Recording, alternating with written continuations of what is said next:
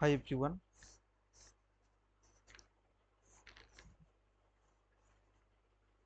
দেখো আজকের ক্লাসে আমরা আলোচনা করব WBCS মেন পার্ট 6 অর্থাৎ ম্যাথমেটিক্স এবং রিজনিং।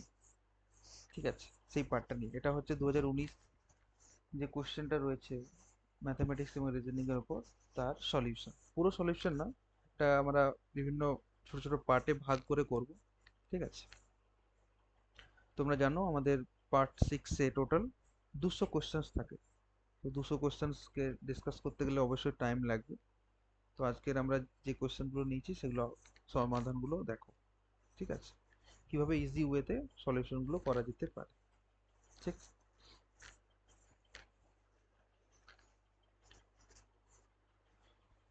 তাহলে দেখো ফার্স্ট কোশ্চেন বলা আছে যে বাস এবং ট্রেন, বাস এবং ট্রেনের ভাড়া। ঠিক আছে, বর্ধমান থেকে যখন একটা নির্দিষ্ট জায়গাতে যাওয়া হচ্ছে তখন সেটা হচ্ছে 3:4 এটা ছিল, এবং এই ভাড়াটা বাড়ছে 20% এবং 10%। অর্থাৎ ট্রেন ট্রেন ভাড়া আমরা দেখতে পাচ্ছি এখানে বেড়েছে 20%, বাস ভাড়া বেড়েছে 10%। এখানে জানতে চাওয়া হয়েছে যে তাহলে আমাদের আহ, ভাড়া বাড়ার পর আমাদের যে নিউ রেশিও হবে, ঠিক আছে, নতুন যে অনুপাত হবে, সেটা আমাকে নির্ণয় করতে হবে। এটা খুব সহজভাবে এটা করা যাবে। আমরা কি করব না, প্রথমে দেখো বাস ফেয়ার আর ট্রেন ফেয়ার আমাদের দেওয়া ছিল 3:4। এখন আমাকে বলা হয়েছে এখানে যে 20% আর 10% ইনক্রিজ করেছে। তো 20%-এর ফ্র্যাকশন ভ্যালু কত হয়? 1/5। আর 10%-এর ফ্র্যাকশন ভ্যালু হয় 1/10। আসলে ফ্র্যাকশন ভ্যালু নির্ণয় করার জন্য আমরা কিছু না, পার্সেন্টেজ যে সিম্বলটা আছে সেটাকে তুলে দিয়ে নিচে 100 বসিয়ে দিই। 20% মানে হচ্ছে 20/100, 10% মানে হচ্ছে 10/100, X% মানে হচ্ছে X/100। তো কাটাকাটি করলে কি আসবে না, 20% মানে হচ্ছে 1/5, এটাই হচ্ছে 20% এর ফ্র্যাকশন ভ্যালু। একেবারে 10% এর ফ্র্যাকশন ভ্যালু হচ্ছে 1/10। তাহলে আমাদের নিউ রেশিও, অর্থাৎ new ratio of bus and train fares, নতুন যে বাস এবং ট্রেনের ভাড়াটা হবে, তার যে অনুপাত হবে সেটা কিভাবে আমরা নির্ণয় করব? আগে ছিল দেখো বাস ভাড়া 3 টাকা, এখন সেটা বেড়েছে কত না, সেটা হচ্ছে আমাদের 10%। তা 10% মানে হচ্ছে 1/10, অর্থাৎ 10 টাকা যদি ভাড়া ছিল আগে, তাহলে এখন সেটা হয়ে গেছে 11 টাকা। তাহলে ভাড়াটা তো ছিল আগে 3 ইউনিট, তাহলে তার জন্য আমাকে মাল্টিপ্লাই করতে হবে 11/10 দিয়ে। একইভাবে দেখো ট্রেন ভাড়া ছিল আগে 4 ইউনিট বা 4x, এখন আমরা কি বলছি এখানে যে 20% ইনক্রিজ করেছে। 20% মানে হচ্ছে 1/5, অর্থাৎ যদি 5 টাকা ভাড়া ছিল আগে, তাহলে সেটা ইনক্রিজ করে হয়েছে এখন 6। অর্থাৎ আমাকে 6-এর 5 দিয়ে এখানে মাল্টিপ্লাই করতে হবে। এবং এটা করলে আমরা কি পাচ্ছি না, 33/10 অনুপাত পাচ্ছি 24/5। কাটাকাটি করলে আমরা এখানে যে অ্যান্সারটা পেয়ে যাচ্ছি সেটা হচ্ছে 11:16, অর্থাৎ অপশন বি হচ্ছে আমাদের এখানে কারেক্ট অ্যান্সার। বলো বুঝতে পারলে তো? খুব সহজ একটা প্রশ্ন, এবং এটা খুব কম, অর্থাৎ 10 থেকে 15 সেকেন্ডের মধ্যেই কিন্তু সলভ করা যাবে। খুব বেশি ক্যালকুলেশনও নেই। নেক্সট দেখো, when the price of a rice increases 12.5%, a man can get 250 gram less rice for rupees 18. Find the present cost of rice per kg. বলা হচ্ছে যে ধানের বা, হ্যাঁ ধানেরই আমরা ধরে নিচ্ছি, এখানে রাইস মানে ধান বা ভাত দুটোই হয়, চালও হয়। তো ধরা যাক রাইসের যে প্রাইস সেটা আমাদের বলেছে 12.5% ইনক্রিজ করেছে। এখন 12.5%-এর ফ্র্যাকশন ভ্যালু আমরা প্রথমে নির্ণয় করবো, তাই না? রাইস মানে আমরা এখানে চাল বা ভাতকে আমরা নিতে পারি। তো যাই হোক, সে যে কোনো প্রোডাক্টই হোক না কেন, আমরা ধরে নিচ্ছি যে 12.5% এখানে বলা হয়েছে ইনক্রিজ হয়েছে। তো 12.5%-এর যে ফ্র্যাকশন ভ্যালু সেটা হচ্ছে আমাদের এখানে 1/8, তাই না? 12.5%-এর ফ্র্যাকশন ভ্যালু হচ্ছে 1/8। তার মানে যে যদি আগে রাইসের প্রাইস ছিল 8 টাকা, তাহলে এখন সেটা হবে 1 টাকা বাড়বে, 1/8 যেহেতু 8 টাকা 1 টাকা বাড়ছে, তার মানে এখন হয়ে যাচ্ছে সেটা 9 টাকা। এবার দেখো যদি প্রাইস রাইজ করে বা অর্থাৎ যদি কোনো দ্রব্যের দাম বাড়ে, তাহলে সেই দ্রব্যের যে ক্রয় করার ক্ষমতা সেটা আমাদের কমে যায়। অর্থাৎ আমাদের এখানে যে কোয়ান্টিটি যেটা আমরা আগে কিনতাম, সেটা কি হবে না, সেটা আমাদের কমে যাবে। এই কারণের জন্য আমাদের এখানে যে কোয়ান্টিটি যে রেশিও সেটা কিন্তু চেঞ্জ হবে, অর্থাৎ 9:8 ইনভার্স হয়ে যাবে। ওল্ড প্রাইস নিউ প্রাইস দেখো 8:9, 8 থেকে বেড়ে 9 হলো। কোয়ান্টিটি কি হবে 9:8, অর্থাৎ আগে আমি যদি 9 ইউনিট কিনতে পারতাম, এখন আমি কিনবো 8 ইউনিট। অর্থাৎ এদের মধ্যে যে ডিফারেন্সটা আসছে সেটা হচ্ছে আমাদের 1 ইউনিট। কিন্তু আমাদের প্রশ্নতে কি বলা রয়েছে যে 18 টাকায় আমরা আগের তুলনায় 250 গ্রাম কম কিনতে পারবো। অর্থাৎ এখন আমাদের যে ডিফারেন্সটা যেটা বলা রয়েছে এখানে, সেটা হচ্ছে 250 গ্রাম। তাহলে আমাদের যে ডিফারেন্সটা আসছে এবং এখানে যেটা বলা রয়েছে সে দুটো সমান হবে। তাহলে 1 ইউনিটের ভ্যালু আসছে 250 গ্রাম। এখন 8 ইউনিটের ভ্যালু তাহলে আসবে কত, 8 × 250, অর্থাৎ 2000 গ্রাম, অর্থাৎ 2 কেজি। তাহলে যদি আমরা প্রেজেন্ট কস্ট প্রাইস নির্ণয় করতে চাই রাইসে, প্রেজেন্ট কস্ট অফ রাইস নির্ণয় করতে চাই, তাহলে আমাকে কি করতে হবে না, আমরা 18 টাকাতে কিনছি 2 কেজি, তাহলে প্রতি কেজির দাম হচ্ছে কত, 18/2, মানে 9 টাকা পার কেজি। অর্থাৎ অপশন সি হচ্ছে আমাদের এখানে কারেক্ট আনসার। বুঝতে পারলে? তাহলে আমরা এখানে যে প্রিন্সিপালটা কাজে লাগালাম সেটা হচ্ছে কি, যে যদি প্রাইস ইনক্রিজ করে তাহলে কোয়ান্টিটি যেটা আমরা পারচেস করছি সেটা কি হবে না, আমাদের চেঞ্জ হবে। রেশিওটা যদি A/B হয় তাহলে কোয়ান্টিটি পারচেসের রেশিও সেটা হয়ে যাবে B/A। ঠিক আছে, নেক্সট দেখো, এটা দেখো, of 4 members the second number is 20% more। ঠিক আছে, এটার কোশ্চেনটা কোথায় গেল, just a second. Of 4 members, the second number is 20% more than the first. The third is 10% less than the second, and the fourth number is 50% more than the third. If the fourth number is 405, find all the numbers। তাহলে দেখো আমাকে বলে দিচ্ছে fourth নাম্বারটা হচ্ছে 405। আমরা অপশনগুলো দেখেই বলতে পারবো যে আমাদের এখানে আনসার ডি হওয়া উচিত, তাই না? কারণ দেখো, আমি যদি ধরে নিই first number 300, second number 405, third number হচ্ছে 250, তাহলে ফোর্থ নাম্বার হচ্ছে 270। প্রথম অপশনটা তো ম্যাচ করছে না, তাহলে অপশন ডি হওয়া উচিত। এবার আমি চেক করার জন্য আমি একটু এটাকে সলভ করব। কিভাবে সলভ করব, দেখো আমাকে গিভেন দেওয়া রয়েছে যে ফোর্থ নাম্বারটা হচ্ছে 405। এখন ফোর্থ নাম্বারের সাথে আমি থার্ড নাম্বার একটা রিলেশন পাচ্ছি, সেটা হচ্ছে কি, যে the fourth number is 50% more than the third, তাই না? ফোর্থ নাম্বারটা হচ্ছে থার্ড নাম্বার হচ্ছে 50% বেশি। তাহলে 50%-এর ফ্র্যাকশন ভ্যালু হচ্ছে হাফ। 50% মানে 50/100 মানে হাফ। অর্থাৎ যদি আমার থার্ড নাম্বারটা 2 হয়, তাহলে ফোর্থ নাম্বারটা কত হবে, তার এক বেশি, অর্থাৎ 3 হবে। তাহলে ফোর্থ আর থার্ড নাম্বারের যে রেশিও পাচ্ছি সেটা হচ্ছে 3:2। তাহলে আমাকে দেখো ফোর্থ নাম্বারটা তো অলরেডি বলে দিয়েছে, তার মানে 3 ইউনিটের মান বা 3x এর ভ্যালু আমাকে বলে দিচ্ছে 405। তাহলে 1 ইউনিটের মান কত হবে, 1 ইউনিটের মান হবে নিশ্চয়ই 135। যদি আমরা ভাগ করি, 3 × 1 = 3, 3 × 3 = 9, 3 × 5 = 15, 135। তাহলে 2 ইউনিটের মান হচ্ছে 270। তাহলে এই যে 2 ইউনিটের মান বেরোলো বা 2x এর ভ্যালুটা বেরোলো, এটাই হচ্ছে কি, এটা হচ্ছে আমাদের থার্ড নাম্বারটা, তাই না? এটাই হচ্ছে আমাদের থার্ড নাম্বারটা, কারণ আমরা যে রেশিওটা পেয়েছিলাম 3:2, এটা ছিল কি, ফোর্থ নাম্বার আর থার্ড নাম্বারের রেশিও। তাহলে আমরা থার্ড নাম্বার পেয়ে গেলাম 270। দেখো আমাদের অপশন ডি তে কিন্তু ম্যাচ করছে, third number 270, fourth number 405। Right, এখানে আমি কিন্তু অপশন টিক করে চলে যেতাম, কিন্তু শেখার জন্য আমরা বাকি দুটো করে দিচ্ছি। নেক্সট দেখো, আমাকে বলা রয়েছে যে আমরা এবারে এই থার্ড নাম্বার যেটা বেরোলো 270, এটার হেল্প নিয়ে বাকি সেকেন্ড বা ফার্স্ট নাম্বারটা আমরা নির্ণয় করার চেষ্টা করব। তাহলে আমরা যদি আমরা জাস্ট সেকেন্ড লাইনটা পড়ি, তাহলে এখানে কি বলা রয়েছে, the third number, the third is 10% less the second. অর্থাৎ আমরা এখানে একটা রিলেশন পাচ্ছি, 10%-এর ফ্র্যাকশন ভ্যালু হচ্ছে 1/10।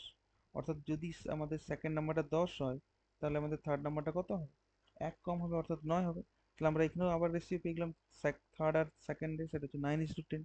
এবার দেখো অলরেডি থার্ড নাম্বার আমরা পেয়েছি 270, যেটা আমি ইয়েলো কালারে লিখে রেখেছি। তো যদি 270 হয়, তাহলে আমাদের 9 ইউনিটের মান বা 9x এর মান হচ্ছে 270।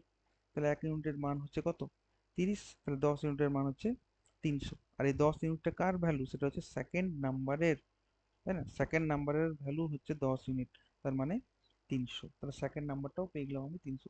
একইভাবে দেখো, আমি যদি ফার্স্ট লাইনটা পড়ি, তো বলা আছে the second number is 20% more than the first. তার মানে কি, যে 20%-এর ফ্র্যাকশন ভ্যালু হচ্ছে 1/5। তার মানে যদি ফার্স্ট নাম্বারটা যদি 5 হয়, তাহলে সেকেন্ড নাম্বারটা হবে 1 বেশি, অর্থাৎ 6। তাহলে সেকেন্ড আর ফার্স্টের আমরা রিলেশন পাচ্ছি 6:5। এবার আমাকে দেখো সেকেন্ড নাম্বারটা বলেছিল 300, তাহলে 6 ইউনিটের বা 6x এর মান হচ্ছে 300। তাহলে 1 ইউনিট বা x এর যে ভ্যালুটা আছে সেটা হচ্ছে 50। তাহলে ফার্স্ট নাম্বারটা হবে 5 ইউনিট বা 5x, অর্থাৎ 5 × 50, অর্থাৎ 250।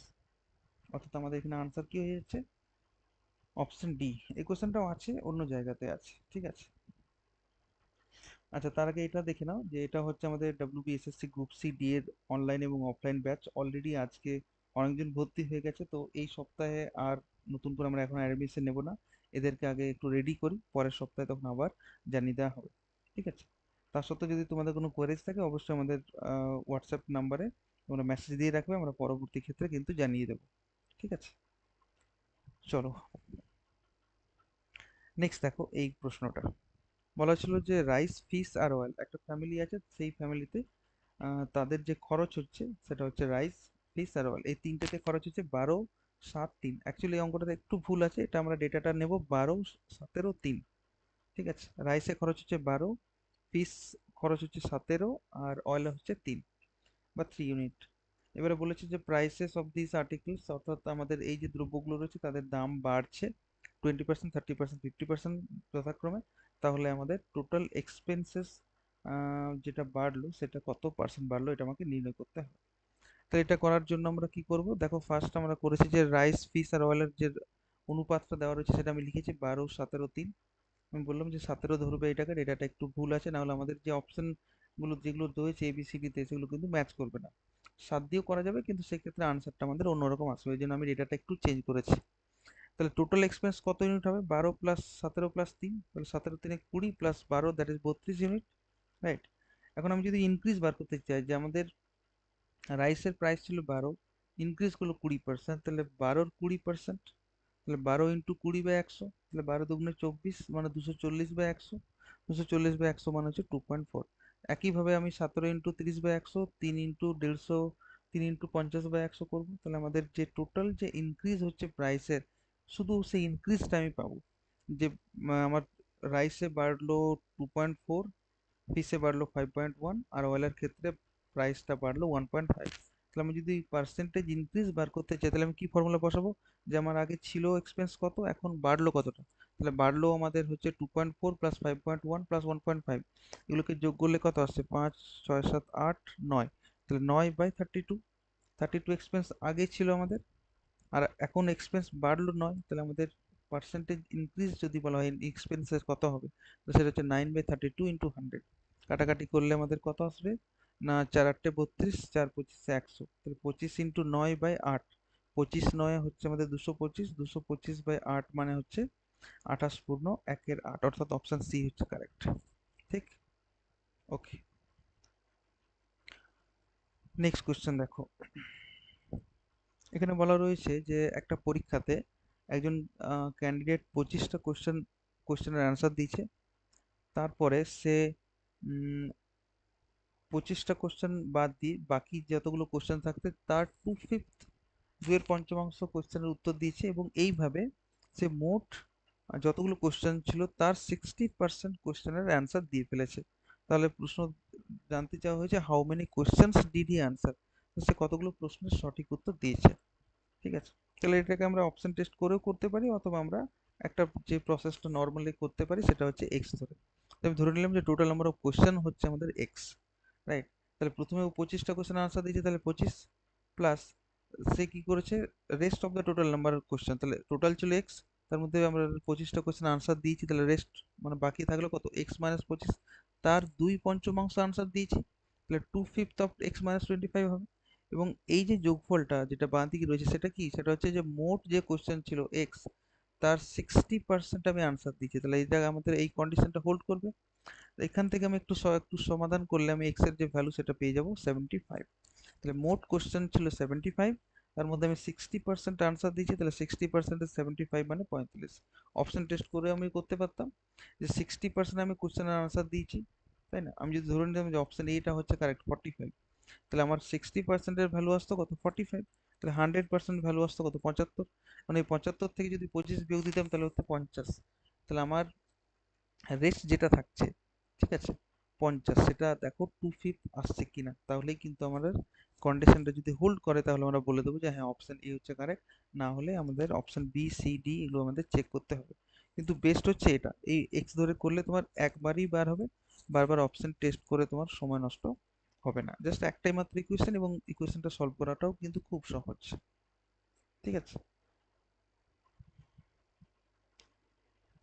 নিশ্চয়ই বুঝতে পেরেছো।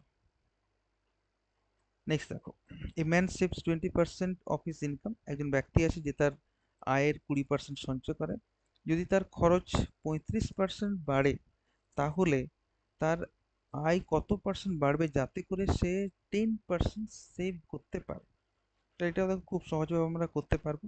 এবং এটা করার জন্য আমাদের যে কনসেপ্টটা লাগবে সেটা হচ্ছে যে ইনকাম সেটা আমাদের দুটো কম্পোনেন্টের সাম। একটা হচ্ছে সেভিংস আর একটা হচ্ছে এক্সপেন্সেস, অর্থাৎ সঞ্চয় এবং খরচ। যদি ধরে নিই যে কোনো ব্যক্তির ইনকাম হচ্ছে 100, তাহলে তার সেভিংস কত হবে? 20%, কারণ ফার্স্ট লাইনটাতে বলে দিয়েছে man saves 20% of his income. তাহলে তার খরচটা আমরা নিশ্চয়ই বার করতে পারবো 100 মাইনাস 20, অর্থাৎ 80। এটা হচ্ছে আমাদের ফার্স্ট। সেকেন্ড আমরা কি পাচ্ছি দেখো, যে 35% ইনক্রিজ করেছে। 35%-এর ফ্র্যাকশন ভ্যালু হচ্ছে 7-এর 20, অর্থাৎ আগে যদি ব্যক্তিটা 20 টাকা খরচ করতো, এখন তার খরচ হবে 27 টাকা, কারণ সাত সাত কি হয়েছে, বেড়ে গেছে। তাহলে এক্সপেন্সেস এখন আমরা কি পাচ্ছি, আগে ছিল 80, এখন কত হবে, সেটা হচ্ছে 80 × 27/20, এটা হচ্ছে 108। রাইট। সেকেন্ড লাইনটাতে দেখো বলেছে যে ইনকাম কেমনভাবে বাড়াতে হবে যাতে তার সেভিংসটা 10% হয় ইনকামে। তাহলে যদি সেভিংস 10% হয়, তার মানে আমরা কি পাচ্ছি, যে 90% হচ্ছে ওর এক্সপেন্সেস বা খরচ। তাহলে 90%-এর ভ্যালু আমি অলরেডি তো পেয়ে গেছি 108। তাহলে 100%-এর ভ্যালু কত আসবে? 120। তাহলে 120টা কি, এটাই হচ্ছে ওর ইনকাম। তাহলে ইনকাম ছিল আগে 100, এখন হয়েছে 120, তাহলে কত পার্সেন্ট ইনক্রিজ করেছে? 20/100 × 100, তাই না? That is 20%। ঠিক। ওকে। ওকে, সো থ্যাংক ইউ। আজকে আমরা খুব বেশি কোশ্চেন্স আলোচনা করিনি, 6টা কোশ্চেন ছিল, পরবর্তী কোশ্চেনগুলো আমাদের পরপর এবারে আসতে থাকবে। থ্যাংক ইউ প্রত্যেককে ক্লাস অ্যাটেন্ড করার জন্য। আমাদের এই ধরনের শর্ট ট্রিক্স ম্যাথের যদি প্রয়োজন হয়, তাহলে আমাদের চ্যানেলটি সাবস্ক্রাইব করে রাখো। তোমাদের কিন্তু পরপর ভিডিওগুলো আসতে থাকবে।